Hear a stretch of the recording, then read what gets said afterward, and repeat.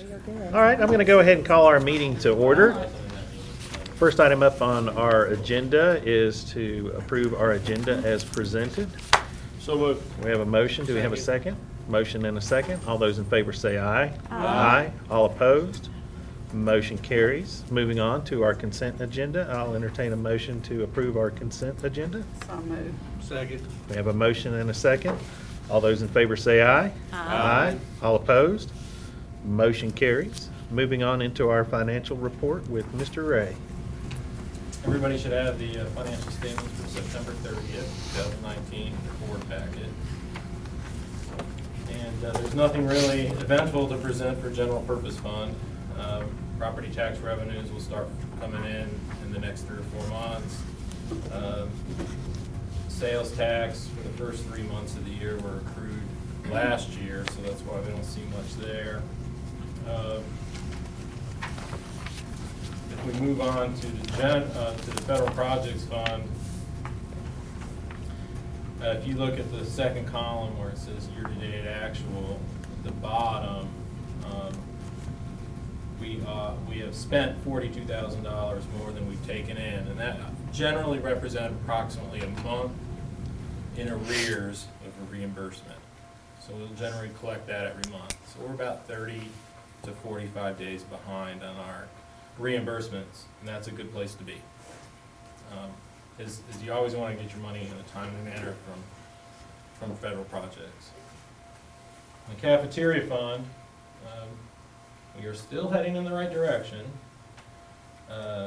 Year to date, at September 30th, we are sitting at a $35,000 surplus. So our surplus for the year is growing. That's not the fund balance, that's just revenue over expenditures. So if we keep that trend, I feel like we'll end the year definitely in the positive. Does anybody have any questions about the financial statements? Any further questions for Mr. Ray? All right, hearing none, I'll entertain a motion to approve our September financial statement as presented. So moved. We have a motion. Do we have a second? Second. Motion and a second. Any further questions or discussion? Kim, could we have a roll call vote, please? David Queener. Yes. KK Webster. Yes. Tim Bible. Yes. Merle Price. Yes. Joey Smith. Yes. Curtis Isbell. Yes. Motion carries. Moving on to budget amendment number 2. Everybody should have a memo from me that describes the budget amendment, summarizes it. There's no proposed budget amendment for general purpose fund or the cafeteria fund. What I wanted everybody, I guess, to understand is in the federal projects fund, we decreased our expenditures and revenue by $51,000 and change.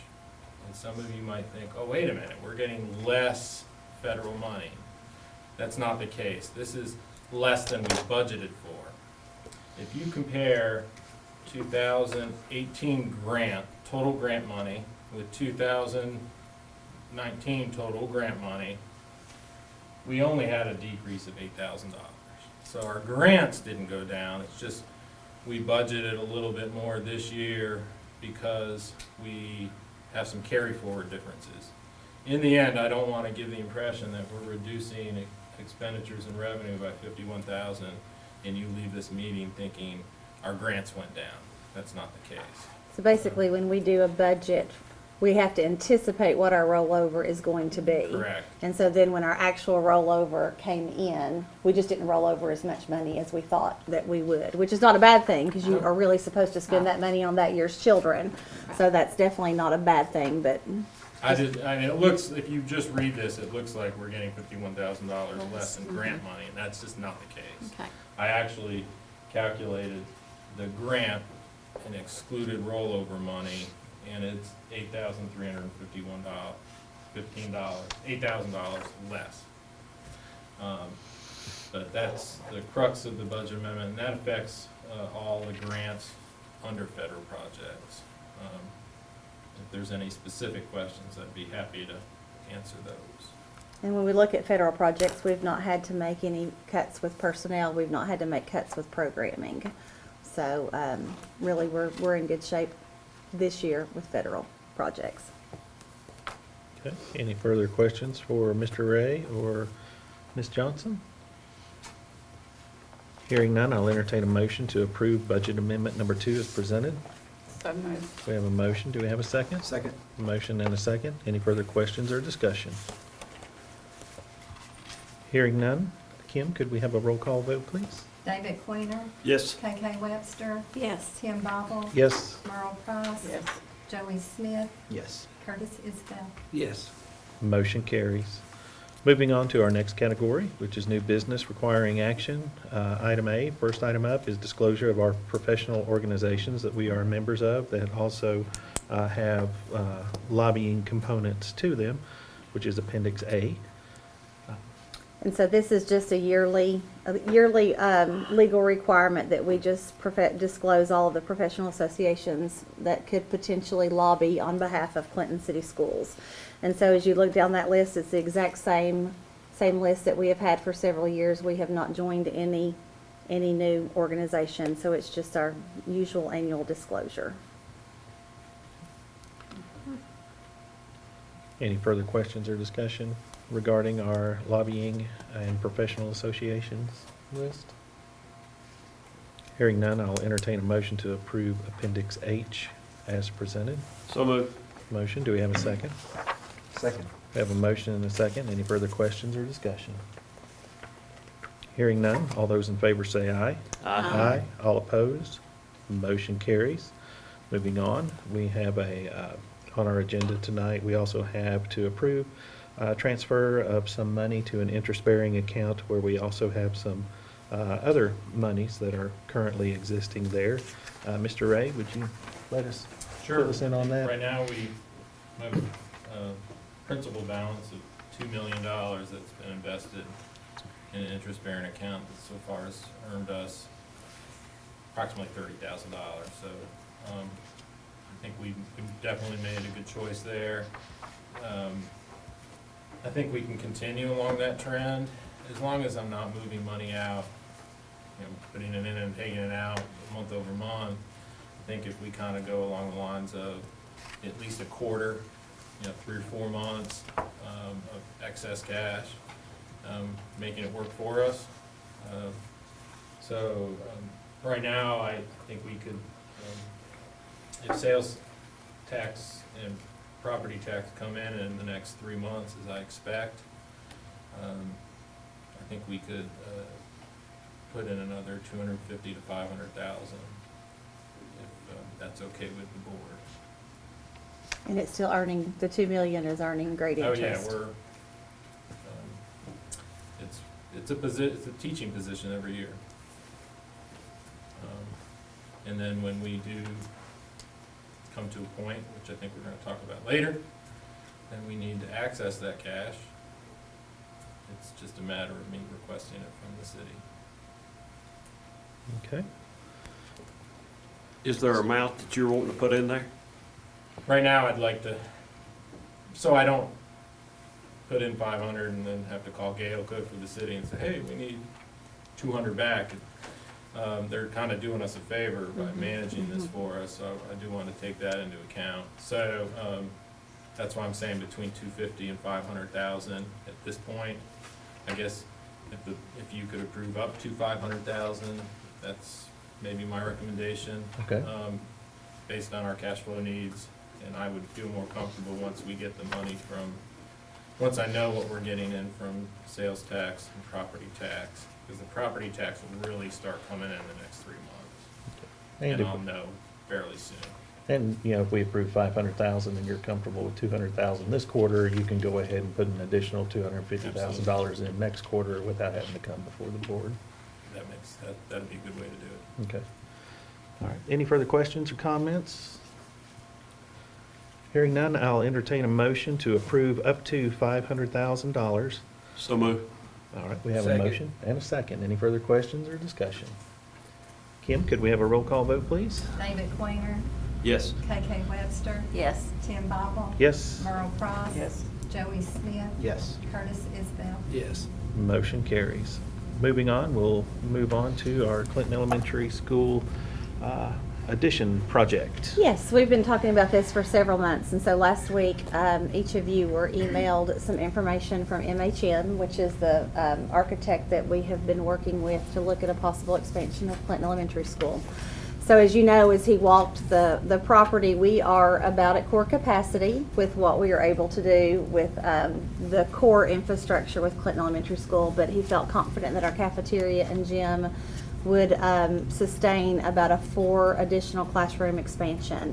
And so you received the drawings on that. It would be on the west wing. So we're looking at 4 additional classrooms and then 4 additional RTI rooms. And so what this addition would allow us to do, I know we've talked a lot about the growth with the subdivisions possibly coming in and annexation, and a lot is going on in the city that we don't really know at this point how it's going to impact Clinton City Schools. But as we look at Clinton Elementary School today, we could utilize that space with what we have. And so, as you know, we're doing interventions in rooms that lead to elevators. Our current ELL teacher, we've had to give her a kitchen as her classroom. And so her classroom is currently a staff kitchen, and I just think we can do better than that at Clinton City Schools. We've got kids that are doing interventions. I mean, Jenna has gotten so creative with her space, and she's been so pleasant and flexible and positive with it, but having kids do a small group reading intervention on a stage in a huge auditorium that echoes is not really conducive to learning. And so what MHM, I've been very pleased, and I think Scott Ray has as well, with their knowledge about school facilities. They've had experience building schools. The architect, particularly Aaron, that we are working with, is building a school currently in Athens, and I have spoken with Dr. Melanie Miller, and she has agreed that she's enjoyed working with him, that he knows the stuff, and they've been pleased with what they have done. So the amount projected, of course, this is early in the game. The amount projected is somewhere approximately $1.5 million. So building schools is expensive. Mm-hmm. And Scott Ray and him, as we look at the contingencies that are built in, that would include all the architect fees. It includes the contingency fees that are built in. What it doesn't include is housing the classroom. So when you look at desks, technology, teachers' desks, chairs, those kinds of things, that is not included in that $1.5 million. So that would be an additional cost that we would have to incur. However, I think it's something that we need to do, regardless of how the annexation affects us down the road. So what we are seeking approval tonight to do is just want the boards, if you want us to move forward with this, the first step would involve a geo study, just to take a look at the underground to make sure that we're not encountering something that would significantly increase the price of their projections. Scott feels like that it's probably going to come in anywhere between 1.2 to 1.6. And so he feels like that some of those contingencies may be high, but once they do the geo study, we may run into something that we're not aware of. We have spoken with MHM and said once we did the geo study that if it came back with something significant that was going to significantly change that price, that we might back out. That might be a deal breaker for us, and they are fully aware of that. I do want to give full disclosure that they worked through 10 options with Scott and me of different things that we could do to enhance Clinton Elementary School. So they did 10 drawings. They ran the estimates, and basically what they did for us was a feasibility study for absolutely no cost. And so certainly I know we have done feasibility studies in the past where that hasn't been the case. And so I think that speaks to that they're invested in us and want to work with us. So at this time I would request approval for us to move forward. What we don't have answered yet is what that might look like in terms of payment. I have been in conversation with Roger Houck and Gail Cook and Mayor Scott Burton, and I have no reason to believe that they will not partner with us in some capacity, but I cannot answer the question as to what that might look like at this point. So we have got 2 options. We could either, as I've sent the information to you, we could reserve our fund balance, and as Scott's philosophy, we've kind of functioned under Scott's philosophy of you borrow money for growth and development, but you pay cash for maintenance and upkeep. So we have the possibility, which you all have been given, I think it was a 2.8% $1 million loan that would be for 10 years. What that would do is allow us to keep our fund balance at a healthy fund balance. We would pay $500,000 out of our fund balance, but then borrow $1 million, and then we could pay that off as quickly as we could. We could have paid off in 2 or 3 years if our rollover still continues to be high. That's one route that we could go, and then another philosophy is we have a healthy fund balance, knock it out and pay for it, but then we'll have to watch and kind of build our fund balance back up. So I told Roger, and I both agreed that the first step is just to see if it's the board's wishes for us to continue with this, and if it is approved tonight, then Scott Ray and I will enter conversations with Roger Gale and City Council to try to determine what is the best way for us to pay for it and what does that partnership look like, and we would bring that back to you to present for approval as soon as we had more information. So any other questions for me? Make a motion to approve the Clinton Elementary School project. Second. Motion and a second. Any further questions or comments? Hearing none, all those in favor say aye. Aye. All opposed? Motion carries. Moving on, we need to approve our yearly contract with Pugh and Company for our school audit. And this is, again, just an annual contract that Pugh and Company does for us, and the city has been so kind as to enter half with us, and so Gail Cook confirmed with Scott Ray that they would be willing to pay the other half. So basically, the city is going to take on the other $7,250 on our behalf, and so we'll just be paying half of the cost again this year. Half of 7,000. Half of 7,000. Yes, sorry, half of $7,250. That's Okay. just for that's the internal school Right. fund. Okay. And they, They pay 100% of the cost of the Board of Ed audit. now on our behalf. they're still using Pugh and Company. We're okay. I wanted to make sure we're still. The main guy, what was it, John Sutton, Sutton. has actually left Pugh and Company, so we Okay. will be working with a new person, but it will Okay. still be Pugh and Company. Okay, as long as we're matching what they're using and we're Correct. using, then of course it's a smoother transition between Yes. us and the city, so we want to help them out as much as we can. Yes. Okay. All right, any further questions or discussion regarding Pugh and Company for our internal school audits? Hearing none, I'll entertain a motion to approve as presented. So moved. We have a motion, do we have a Second. second? Motion and a second. Any further questions or comments? Kim, could we have a roll call vote, please? David Queener. Yes. Jane K. Webster. Yes. Tim Bible. Yes. Merle Price. Yes. Joey Smith. Yes. Curtis Isbell. Yes. Motion carries. Moving on is our revised school board policy, which is Appendix number 1, and that will actually Appendix I, and that is our code of conduct.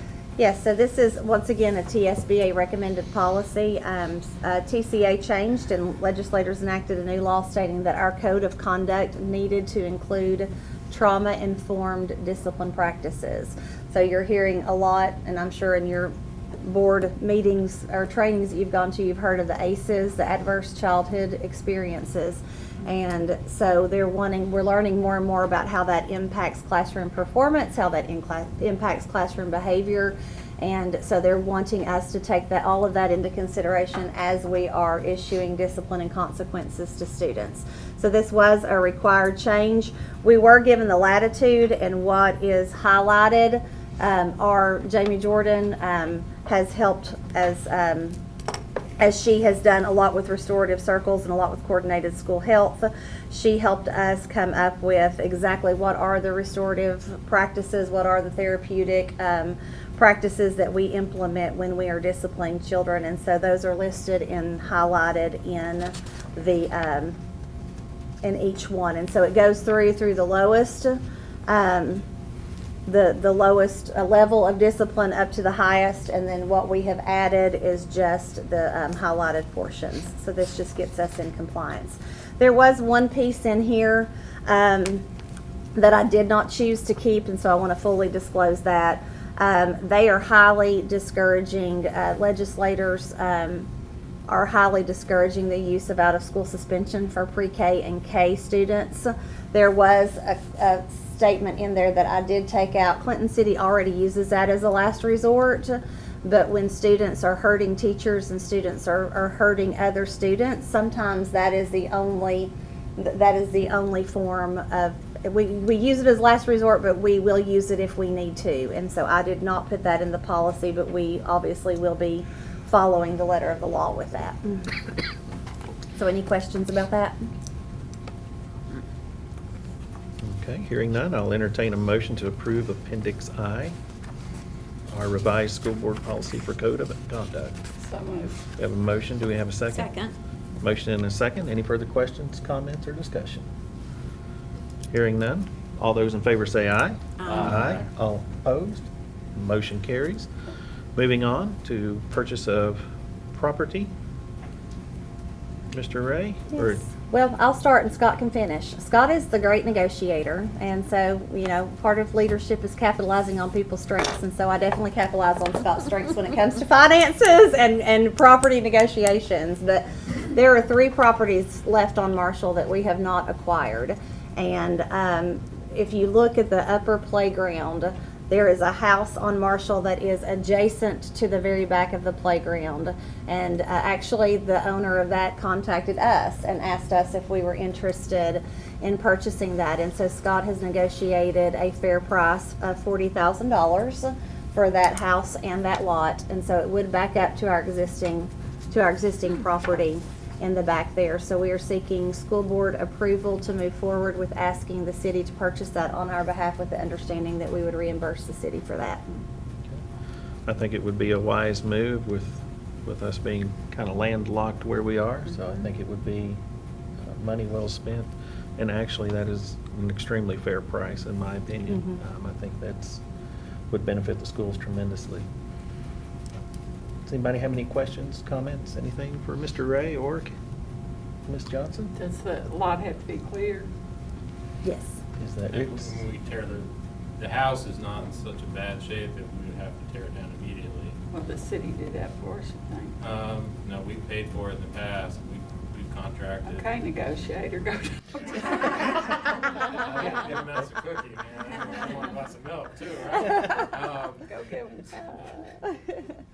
Yeah, I guess my thoughts are there's no rush for us once we acquire the property. Like one house that we were gonna tear down, the one that was purchased from me, we're actually gonna turn that into a garage because we have to have a place to store things. So I'm glad we didn't rush and tear it down because that was the original plan. So with this house, now the house next to it, when we can acquire that, we'll wanna tear that one down. Probably quickly. Yes. So, there's 2 houses there. One is a blue, white vinyl, and one is kind of a blue vinyl. The one we're talking about today is the white vinyl that's closest to the school. And we've been unable to contact the owner You know, of the other house to see if there's interest there in selling. We're trying. Okay. We'll continue to try there. Scott, would you need us to approve an amount up to whatever you feel is necessary for the demolition of that house as we go forward here? That way, if we do find a structural issue or anything like that that we need to act upon quickly, that you have, number one, the authority and the funds, resources there available so that you can act quickly? And that's a good idea because it would require board approval to demolish it. And I would imagine it would, Up to $20,000 no, or it would something? probably be between 6,000 and 8,000. Okay. The first house that we demolished, nature took half of that one, and we took care of the other half, and that was about 6,000. Okay. And Derek Rosner, I believe, did that one. Wiggles and Giggles was a little bit more. I think that was 8. Well, would up to 10 I think be, that would have cover us have enough for wiggle sure. room if Yeah, it gets you in a yeah. bind? Okay, so if we could then, if it's okay with the rest of the board, if we could approve the purchase of the property, which is $40,000, but if nobody has any objections, if I could also add up to $10,000 for the necessary approval and demolition of that house if it becomes necessary. Would So that- moved. All right. Motion and a second. Any further questions, comments?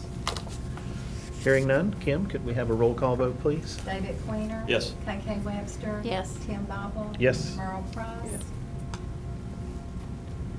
Merle Price. Yes.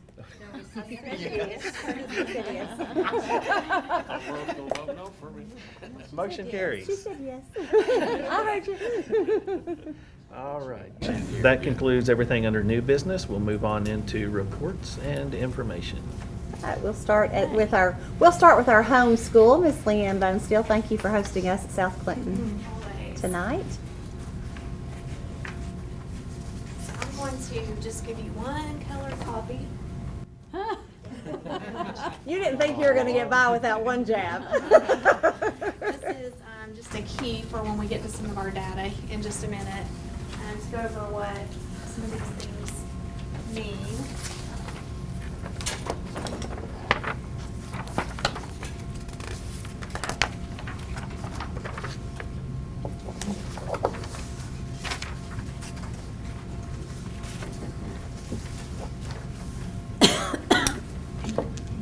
So lots of things to celebrate this year. We were very proud of our data, but there are always things that we can look at to improve on to make our data better for next year. So we're going to start by looking at our chronic absenteeism percentage, which we were really proud of, the progress that we made with that last year. So last year, at the end of the year, our percentage of students who were considered chronically absent, which means they were out for 10% or more of the school year, excused or unexcused, was 6.2%. So there were 16 students out of roughly around 265 last year that were considered chronically absent. The year before, we were at 12.4%. So we were able to cut that in half last year, which we were really proud of. And I think that took a lot of work on everybody's part. You know, the teachers, contacting parents when kids were absent, the secretary contacting parents, staying on top of who had certain numbers of absences, having attendance support meetings here at the school, and then having attendance support meetings at central office. So it took a lot of work. I probably did a little bit of bribery and gave away some prizes as well. But whatever it takes to get our kiddos here so that they can learn, we're going to do it. So a little bit nervous about maintaining that this year, but we're sure going to try to do it again this year. But we were really proud of that. If you look at this slide, this has our TVOS, which is our growth scores for 2018 and 19. So as a school, we were at a level 3 for growth last year when they averaged everything together. If you look at how it's broken down, literacy was a 3, numeracy was a 3, and then literacy and numeracy together was a 3. And then social studies was a 4. We had some really good 6th grade social studies scores that brought our growth up in that category last year, so we were proud of that.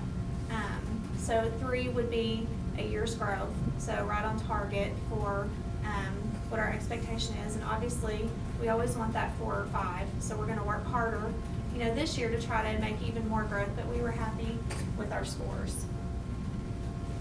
This is the one that you might want to look. We'll go over the key really quickly. You'll see all the different colors, the blue, the green, the light green, the pink. So blue is obviously the best, and that you can get significant evidence that the school's students made more progress than the growth standard. And then the dark green is moderate evidence that we made more progress than the growth standard. Light green, evidence that our school students made progress similar to the growth standard. And then as you go down to the pink, moderate evidence that the students made less progress than the growth standard. And then in red, significant evidence that the students made less progress than the growth standard.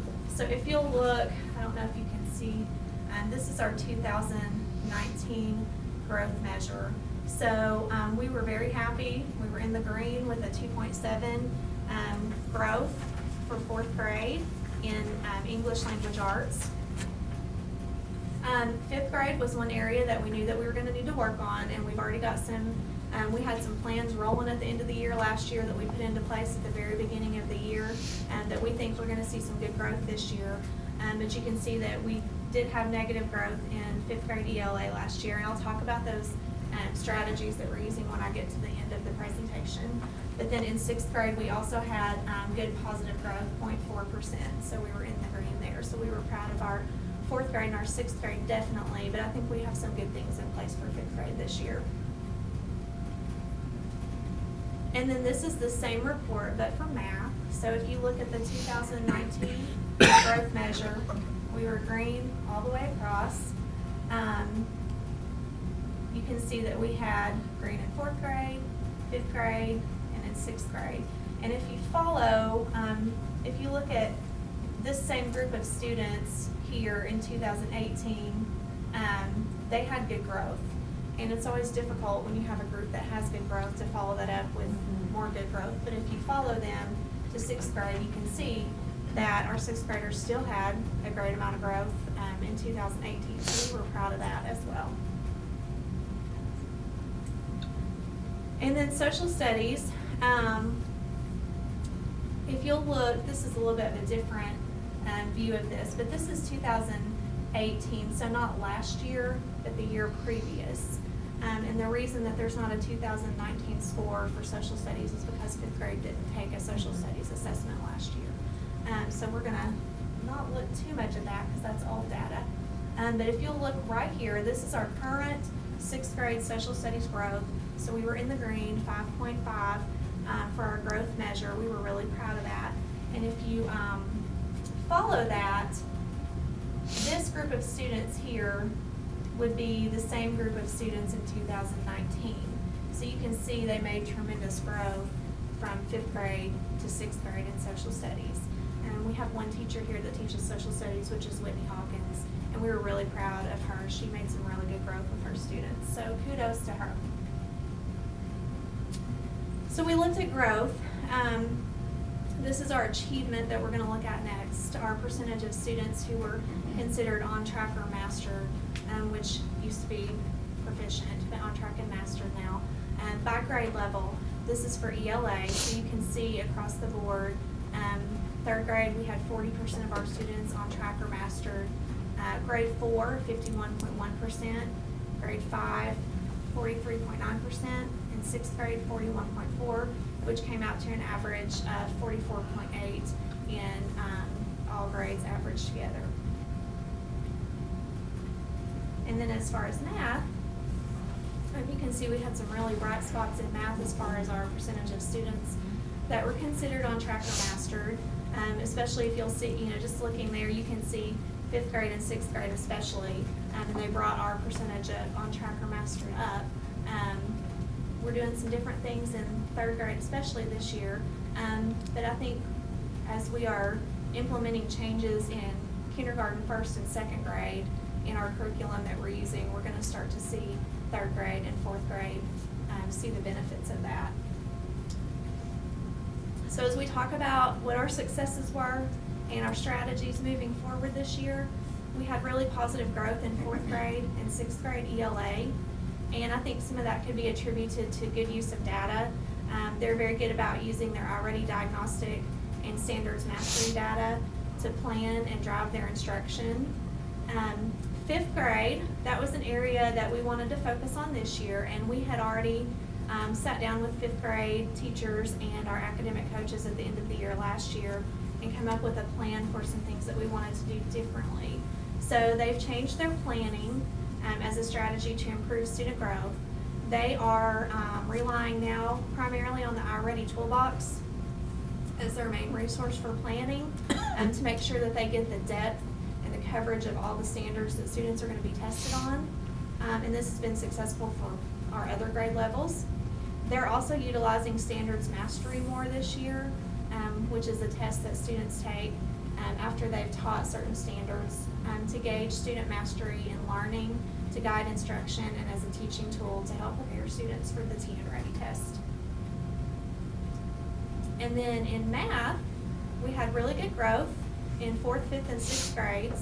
Sixth grade had especially high growth, so we were really proud of our sixth graders. In order to improve the number of students considered on track or mastered, third grade this year is relying primarily on the iReady toolbox as their main resource for instruction. So they had been pulling from iReady Toolbox, Sadlier, several different resources, but they're focusing now using just the iReady Toolbox as their main resource. And they're also placing a focus on working with students in math during intervention. So there's a 45-minute block of time that if a student is not tiered in reading, then that's 45 extra minutes that they can be getting extra help in math and remediation on some skills that maybe they haven't mastered yet. So that's one way that we're trying to improve our third grade growth in math. Any questions? Thank you, Ms. Thank Bonesteel. you. So one of the things that she was talking about, the iReady Toolbox, and Lori and Jamie did a fabulous job of working with principals and teachers to discover we were using Envision Math Series in K through 2. And that was a state adopted textbook, but what we were finding is it just wasn't providing the rigor and the depth that we needed in K through 2, which we were seeing play out in 3, 4, 5, and 6, because they just did not have a solid understanding of those foundations. And so we moved this year to the iReady, and so we actually changed our curriculum this year in math. And we are seeing, from what I'm hearing, great success in our primary grades with this new resource, so I think that will help. Absolutely. And then what we found with our 5th grade teachers, if you were to walk into those 5th grade teachers' rooms, you would want to stay forever. They are phenomenal teachers. What we found is there's a certain, when you are taking a multiple choice test, and it is a state-driven test, there is a certain amount of test-taking strategies, and you have to kind of teach the kids how to analyze the question and figure out what the question is asking and how to answer it correctly, as well as know the content. And that's where we saw across the board that teachers that use that standards mastery, because they do those think alouds and talking through how they arrived at the correct answer, those students tend to do better on a state assessment just because they've had more exposure to the types of questions. And when you'd walk into 5th grade, they were doing lots of thematic units and great novel studies, and kids were creating beautiful writing pieces.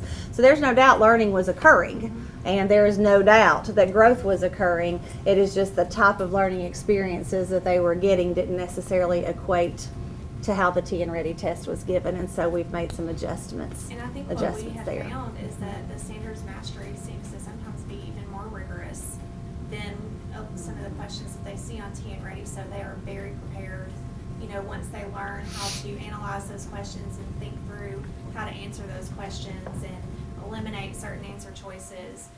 They're more than prepared for T and Ready, so we're hoping that we're going to see good results by using a lot of standards mastery as a learning tool, not so much as, the teachers obviously can use the data to drive their instruction and what they need to go back and reteach and what's been mastered, but also for the students as a learning tool for test taking. So. Thank you, Lynn. And one of the things, Jamie Jordan at the end of the year actually asked teachers how they used standards mastery, so that then she could look at the test data and do her wonderful correlations that she loves to do to see if there's any strategy that we're finding across the district is working better than the other. And she found that teachers who embed it in everyday lessons versus just, hey, we're going to take the section A of the ELA today, or test A, and we're going to work through it together, and then you're going to do test B by yourself. We saw more bang for our buck with implementing 1 or 2 questions in each lesson and just working through them and doing the think alouds. And so that has been shared with teachers as well. So thank you, Ms. Bonesteel. Good stuff happening at South Clinton. All right, Ms. Rael, let's hear about North Clinton Elementary. Okay, it has been a little bit less crazy because we had some nice fall break this month. We did have our fall cookout on September 30th, and we had about 64 guests who came and enjoyed hot dogs and hamburgers cooked by our Clinton Fire Department. And then we had, right before fall break, we had our Cougar Carnival and brought in about $600 as part of a fundraiser. But we also had the traditional carnival games. We had some concessions that we sold. But we also tried to incorporate some STEM, science, technology, engineering, and math activities and building games and activities. We also had the Girl Scouts that were there where the concessions were being sold, and they were signing students up. Milestone Church came, and they provided free concessions and free games. And then we sold some different concessions from the school and provided some ticket sales games from the school. And then Food City and Faith Promise Church and CBS sponsored with items for our concessions. So we didn't have to put a whole lot out on the front end for those things, and anything that we made from those was essentially profit for us. This past month, we have a nice little sixth grade group this year. It's a little bit larger than we've had in past years. And they are really technology pretty savvy, and we began doing a live streamed announcements and pledge every morning with our sixth grade students hosting their little morning show, kind of. So they have a little background, and they have their Chromebook open, and they do their morning announcements for everybody, for the teachers and the students. And they, had to learn some public speaking skills, and to speak nice and loudly, and how to look like you need to be on camera. And then they also pick up the little pledge leaders from each of the classrooms every morning, and then they have their standard first, second, third grade students come in and do the pledge, and they have those students introduce themselves. So it's kind of like a little morning show every morning while the students are having breakfast in the classroom, and it's been a lot of fun and really sweet to watch. October 15th, we had flu shots for students, and October 17th, which was today, BizTown students all participated from all of our schools. This year, North Clinton Elementary hosted City Hall, and we had our very own Gracie Sieber as the BizTown mayor today, and I went to see her. She was very excited and very busy, working hard. October 24th, we're going to have our parent conferences until 6, and then October 28th through the November 1st, we'll have our Red Ribbon Week. I'm going to try to say that without a little list there. We'll have our Drugs Don't Match, and we'll have a Mismatch Day, and Friends Don't Let Friends Do Drugs, so a twin day, Team Up Against Drugs, and wear some sports themed things, and Peace Out to Drugs, and wear some tie-dye, and Follow Your Dreams Pajama Day at the end of the week.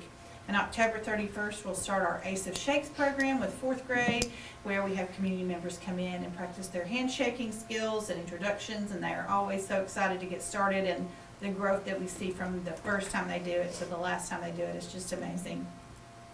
And then on November 1st, we'll have our monthly RTI meetings for intervention, and Ms. Jordan has scheduled the core office to come out to North Clinton and I think South Clinton as well to visit and see how we conduct our RTI meetings, to kind of see why we get some of the good results that we get for intervention.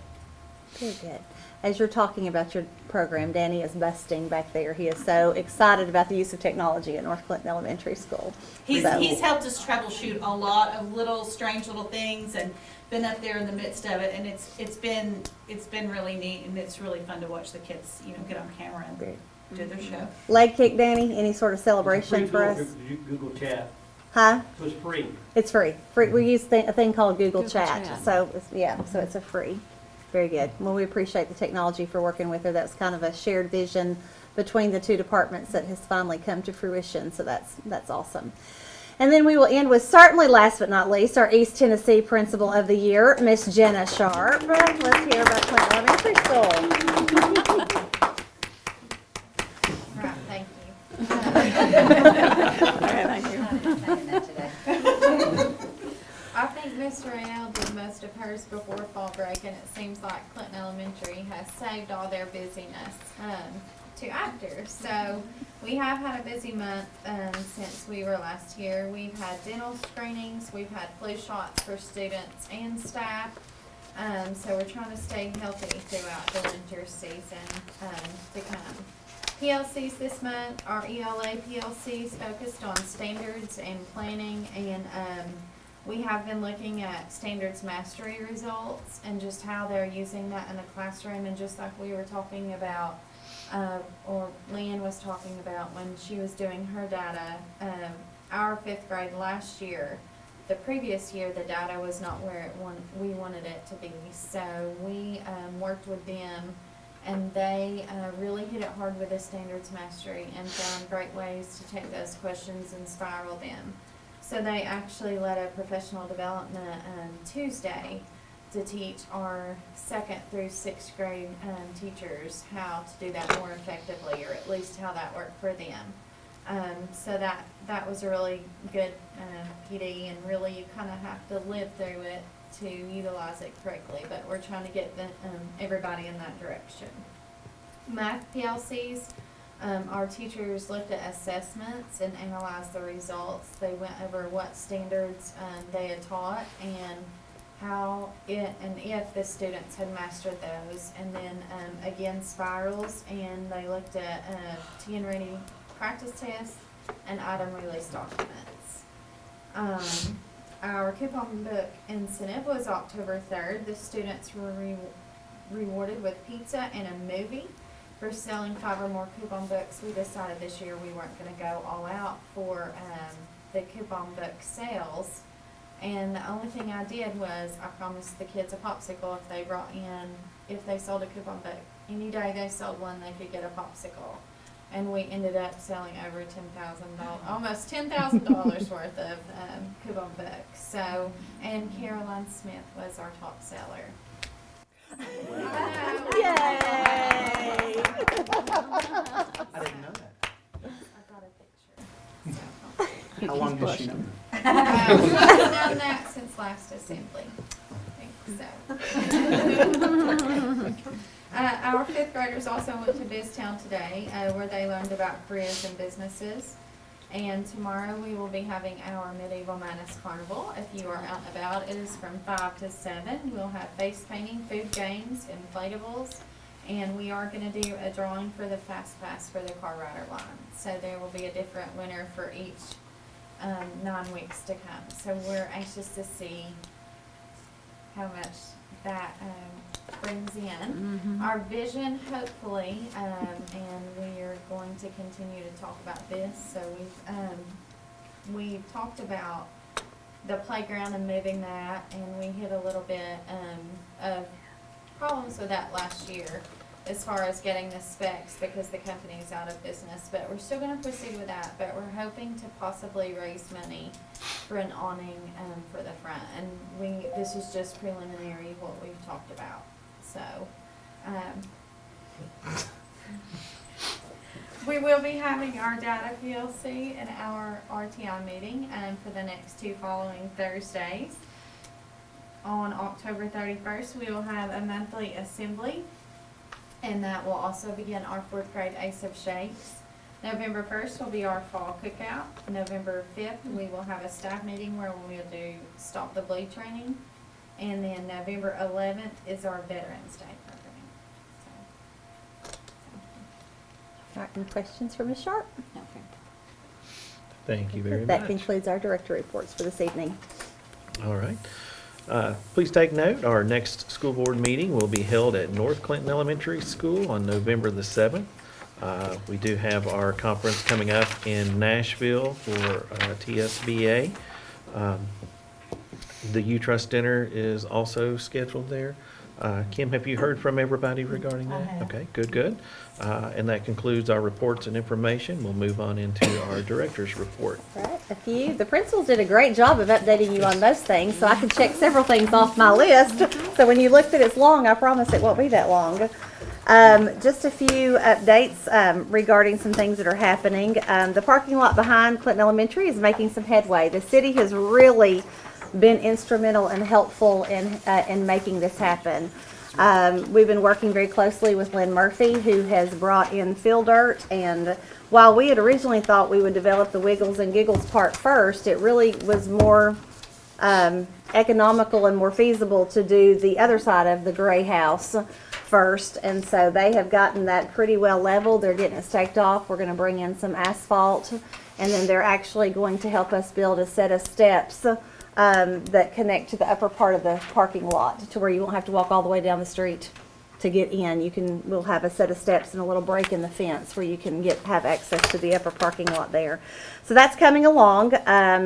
We are partnering with someone. We ran into a little bit of an issue that Roger's still working on, but we have someone who's willing to donate quite a bit of fill dirt for the Wiggles and Giggles area there. It needs to be built up quite a bit, and we've got to be real careful about rain runoff and things of that nature. So that will be phase 2 of the project that hopefully will begin also soon.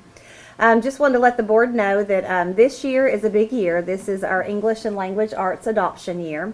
And it's been 6 years since we have done that, and this is a biggie. We are required by TCA to actually adopt an ELA textbook. We are not required to purchase a textbook. So what will happen is on November the 15th, the State Board of Education will give us the approved list of textbooks that made the rigorous cut. And then we will form a textbook committee. We will go through the process, and the textbook committee will review those textbooks. We will make a determination if we feel like that those textbooks offer more than what we're currently providing. I will tell you right now, I feel like we've got a very rigorous ELA program. I think we're using a little bit of the basal, but we're using a lot of iReady. We're using a lot of Sadlier. We have done a nice combination of a lot of different materials that I think is giving us a nice, well-rounded program with the addition of foundations, the phonics program, and in the early grades. So at this time, I don't know whether we will be purchasing or not. We're going to see what's out there and try to make the best decision that we can to provide our teachers and kids with the best curriculum that we can. So more to come on that, but I knew at some of your board gatherings that you might hear that was coming down the pike, so I wanted you to be in the loop there. Then also, as we looked at our T and Ready data, as you know, we're held accountable for all students, but we're also held accountable for subgroups. And we did not see quite the growth in our special education subgroup that we wanted to see this year, so that is an area of focus for us this year. So wanted you to know that we are closely monitoring the progress of our special education subgroup this year. We have begun, Jamie and Suzanne and principals have begun regular data meetings with the special ed team. As we looked, we do a great job of holding professional learning communities with our regular ed teachers and then with our special ed teachers as a whole, but there was that missing component of doing the data meetings directly with the special ed kids or teachers regarding their individual children and setting targets and working closely looking at that. And so we have implemented that this year. They participated in an all-day training on a program that they have used and seen success from called iRead. And then Suzanne Oliver is going to be participating in an updated therapeutic de-escalation/restraint program that is called Handle with Care. And unfortunately, as we are seeing more behavior issues and emotional needs come into the classroom, this is something that's been around, and we have a trained staff at each one of the schools that if a child becomes unsafe to themselves or to others, we have been trained with specific strategies on dealing with that, with a focus on de-escalating the child. And in the worst case scenario that the child is getting ready to hurt themselves, or other safe ways that we can hold children without allowing them to harm themselves or others, and without staff getting hurt as well. And this is an updated program that Maryville City has experienced a lot of success with, and so Suzanne is going to go to that training, and then she'll be bringing that back with a more updated system that we will implement system-wide. Also, Lori Collins is knee-deep in getting input with our parental involvement plans, both at the district level, and then principals are working on it at the school level. This is something that's required by our federal programs, our Title I, Title II, Title IV special ed, and so we will share that update with you soon.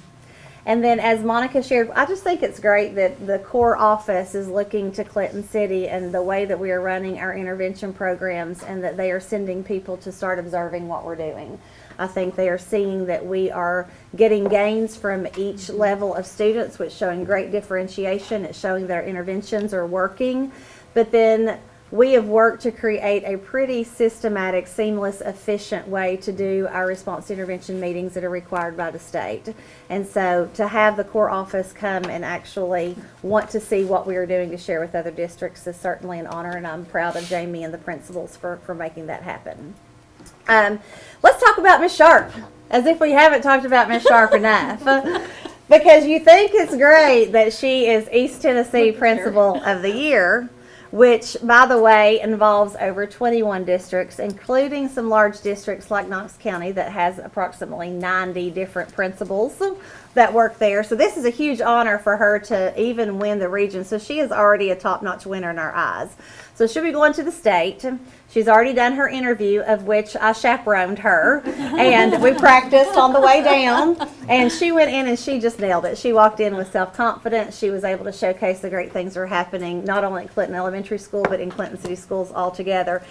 But she will be presenting at the LEAD conference. This is a conference that our principals go to in October, or November this year. They moved it. But she'll actually have a presentation of her own where she gets to showcase the things that Clinton City Schools is doing for high expectations and rigorous learning materials to impact academic achievement. And I have seen the skeleton of that presentation, and it's just going to knock people's socks off. And so she gets to showcase us. So it's good for her, but it's also good for us. And so she will find out there. She's competing against 8 other people. I don't see any reason why she would not get it. But as if that wasn't good enough, we come back. And then she forwards me an email, and she has been nominated as one of the 40 professionals under the age of 40 for Knoxville Best magazine. And so she not only, I mean, just to get those 2 recognitions, I think just goes to show the quality professionals that we have at Clinton City Schools. And so there will be a big article about Jenna and Clinton City Schools, and in the, I guess, is it Knoxville Best? Is that the name of that? City View magazine. And if you remember, they did Knoxville's 20 Under 20 and the Farrah Girls. They were in there. So this is the same concept, but it's Knoxville's 40 Under 40, and they just don't limit it to Knoxville. It's kind of in the surrounding community. So we have a star among us. If you would like for her to sign your chamber, Yes. let's her just put chamber them all up newspaper here. before she leaves today, she'll be happy to do that. She's already made her signature messy because she's important that way. Clinton 5K is this Saturday, so Clinton City Schools will be helping support that. We currently have, I think we're going to break a record for the number of participants. We have quite a few Blaze members that are going to be running in this, and so that's going to happen on Saturday morning. And then we have our very own South Clinton Elementary School, Kinley Crowley. You probably have heard her sing the national anthem at a Blaze game before. She's actually going to sing the national anthem before the start of the race, and so we're super proud Clinton City gets represented in that way. And then Good News Education Foundation has recently awarded 2 different grants to teachers across our system. Today, we learned at the meeting that Tracy Burton and Stacy Lawler were awarded a $900 grant to be used towards, it's a Chromebook cover that covers your keyboard of your Chromebook, and there'll be a set in each tech lab. So as they're working on keyboard, what it does is it just sits over and it just hides the keys. And so that kind of forces them to learn where the letters are on the keys. And so we appreciate that. That will touch almost every kid in Clinton City Schools. And then Allison Swanner was awarded $1,000. She is creating it's a beautiful art gallery as you go out of the Clinton Elementary gym, that long hallway that takes, or the empty hallway that takes you to the west wing. She has gotten the infrastructure to do a dangling, it's almost like a waterfall of artwork, but it's simply beautiful. So if you're there at a Blaze game, check that out. It's very nice. And then if you can put on your calendar, Tuesday, November 19th, that's going to be our 2nd annual Champions of Hope breakfast that we do in conjunction with the Education Foundation. We choose to recognize about 4 businesses or individuals or professionals that significantly contribute to Clinton City Schools. So this year we are going to be recognizing C&D Printing because the support that they provide for our Blaze program is just phenomenal. We'll be recognizing Rusty Wallace Chevrolet, Terry Turner with All Occasions Party Rentals, and Bear Stevenson. If you recall, Bear Stevenson donated $10,000 for the digital sign that is outside of South Clinton. So that's going to be held at First Baptist Family Life Center on November the 19th. And so our next opening of Teacher Supply Depot, I think was already said, is going to be next Tuesday, and that just gives wonderful free supplies to teachers across our system. Ace of Shakes is on the way. School coupon book, approximately around $15,000 between all 3 schools after all is said and done, that will go towards students.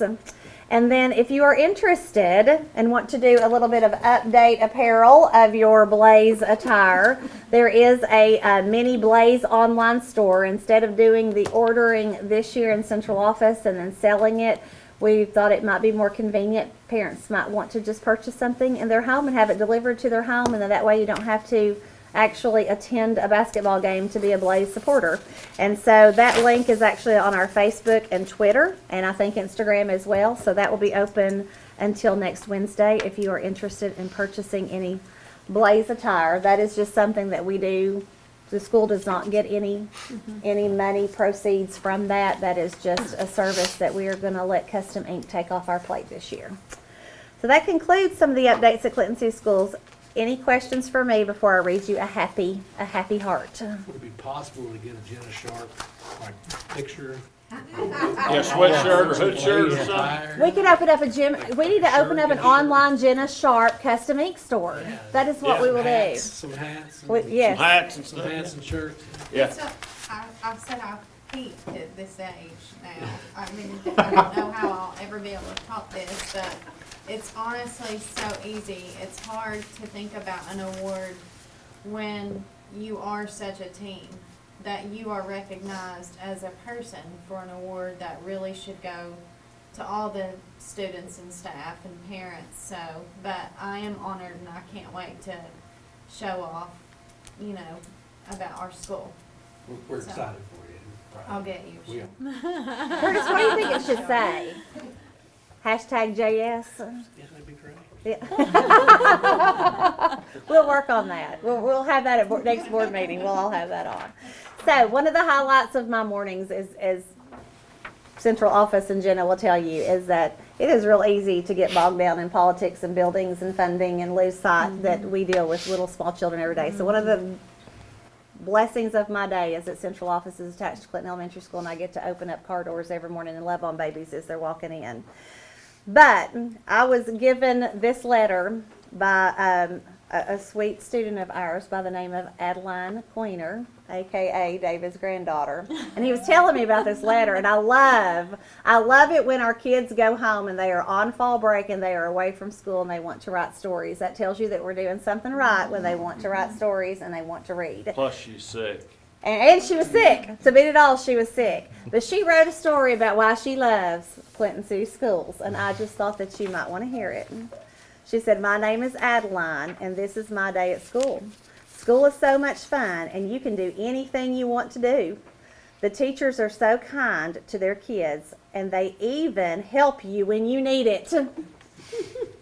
And they even let you bring your pets to school." We're not quite sure where that came from. No, we're not.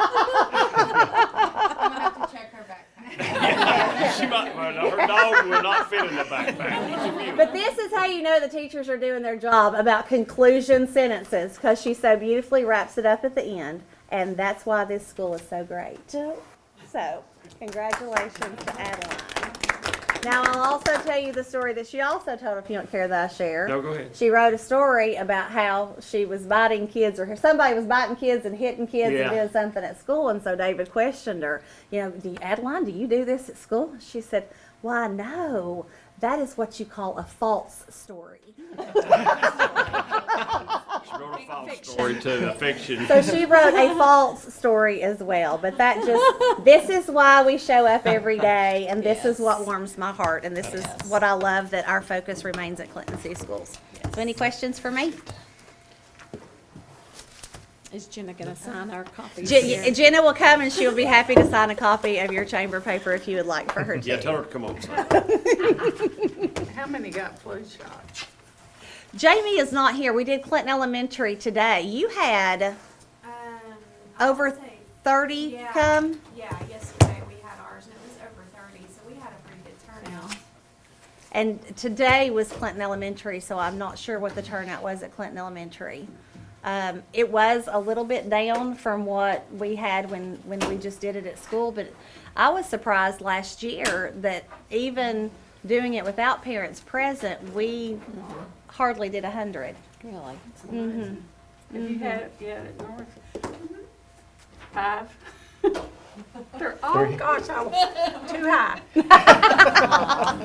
I was afraid But of you did that. have a lot of forms turned in, didn't you? We did. But the parent had to Parents come. came, Yeah, the Yeah. parent had to come, yes. Yeah, I Yeah. figured that. So we have offered to the health department that we would be willing to set up a Saturday clinic, that we would be willing to work with them in any capacity to try to increase participation, so, That's a lot of time out off if they get the flu. yeah, Yes. yeah. All right. Anything else? Any other questions, comments? A lot of great things happening at Clinton City Schools. Good place to be. All right. Well, hearing none, I'll declare this meeting adjourned.